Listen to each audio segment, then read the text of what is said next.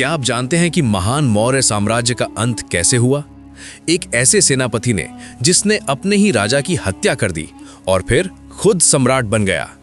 आज हम बात करेंगे पुष्यमित्र शुंग की, एक ऐसे शासक की जिसके बारे में इतिहास में दो पूरी तरह अलग अलग कहानियां हैं। तो बने रहिए इस वीडियो में आखिर तक।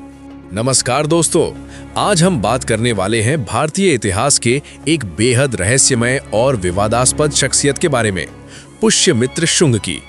ये वो व्यक्ति था जिसने 185 ईसा पूर्व में महान मौर्य साम्राज्य का अंत कर दिया और शुंग वंश की स्थापना की।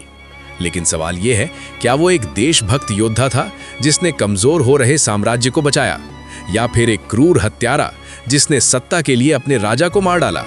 आइए जानते हैं पूरी कहानी। पुष्यमित्र शुंग मौर्य साम्राज्य के अंतिम सम्राट बृहद्रथ मौर्य का सेनापति था।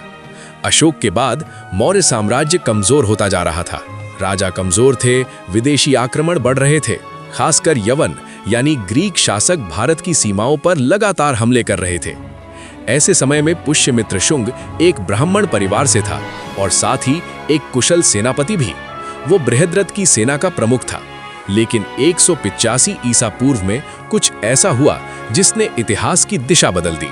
एक दिन जब सम्राट बृहद्रथ अपनी सेना का निरीक्षण कर रहे थे, पुष्यमित्र शुंग ने सबके सामने उनकी हत्या कर दी। हाँ, आपने सही सुना, अपने ही राजा की सबके सामने, सेना के बीच में।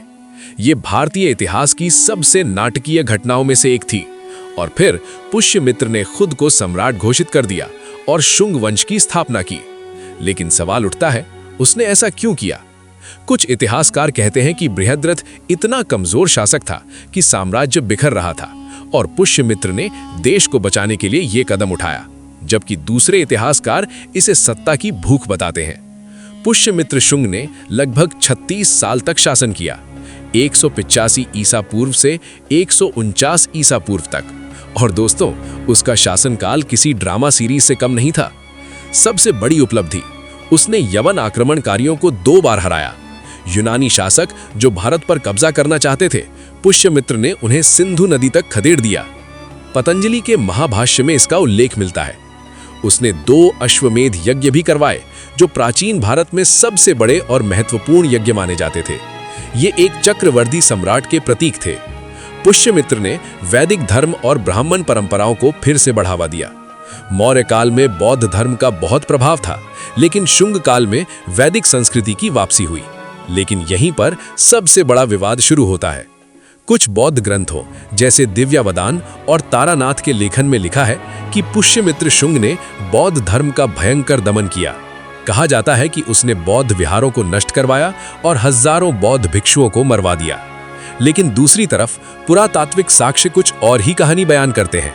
सांची और भरहूच के स्तूपों में शुंग काल की कलाकृतियां मिलती हैं। अगर पुष्यमित्र वाकई बौद्ध धर्म का दुश्मन था, तो वो बौद्ध स्मारकों के निर्माण में योगदान क्यों करता? आधुनिक इतिहासकारों का मानना है कि बौद्ध ग्रंथों में अतिशयोक्ति हो सकती है। हो सकता है कि राजनीतिक कारणों से कुछ संघर्ष हुए हों, लेकिन व्यापक धार्मिक उत्पीड़न का कोई ठोस सबूत नहीं मिलता। तो दोस्तों, पुष्यमित्र शुंग की असली कहानी क्या है? सच ये है कि इतिहास हमेशा काला या सफेद नहीं होता। पुष्यमित्र एक जटिल व्यक्तित्व था। एक तरफ उसने अपने राजा की हत्या की, लेकिन दूसरी तरफ उसने विदेशी आक्रमणों से देश की रक्षा भी की। उसके शासनकाल में भारतीय कला और संस्कृति का विकास हुआ। शुंग काल की मूर्तिकला और स्थापत्य कला आज भी प्रसिद्ध है।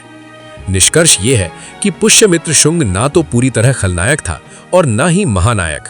वो अपने समय का एक व्यावहारिक शासक था जिसने अपने तरीके से इतिहास रचा। तो आपकी क्या राय है? क्या पुष्यमित्र शुंग एक देशभक्त था या सत्ता का भूखा? कमेंट में जरूर बताइए। और अगर आपको ये वीडियो पसंद आया हो तो लाइक करें, शेयर करें और चैनल को सब्सक्राइब करना ना भूलें। धन्यवाद।